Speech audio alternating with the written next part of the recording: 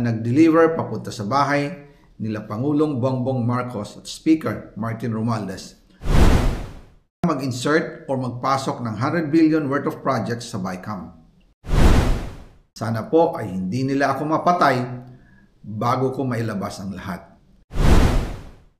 Ginawa ko lang ang utos sa akin, pero ngayon, handa na akong harapin ang lahat.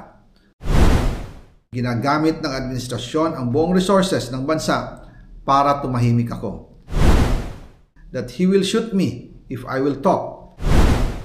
Gagamitin ako bilang panakipbutas sa kanilang kampanya laban sa korupsyon. Hindi na ako mananahimik, ilalabas ko ang lahat ng katotohanan. May resibo, may ebidensya, at may pangalan. Kaya ngayon ay hinahamon ko si Ombudsman Remulla kung seryoso talaga siya sa mga sinasabi niya sa kanyang press release na idadamay niya pati si Martin Romualdez kung magbibigay ako ng ebidensya. Patunayan niya ngayon ang pronouncement niya.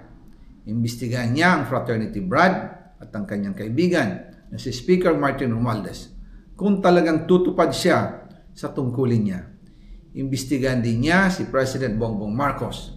Sabi nga ni BBM ng SONA, let's do it right at mahiya naman kayo, hindi po ba? Nananawagan din po ako sa Senado na imbestigahan ang 100 billion insertion ni Presidente. Alam ko po na hindi gagawin ni Ombudsman Remulla ang hamon ko. Pero magaling ang Senado sa investigasyon at ako ay naniniwala na dahil sa kanila, lalabas ang katotohanan. Yung pong listahan ng mga projects, ilalabas ko din kasama ng video na ito. Dahil dito, mas lalong darami ang ipa-file na kaso sa akin. Ginagamit ng administrasyon ang buong resources ng bansa para tumahimik ako, para masira ang aking kredibilidad.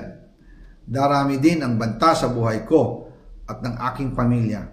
March 2025 pa lang, si Speaker ay nagpaparinig na sa akin sa aming meeting that he will shoot me if I will talk.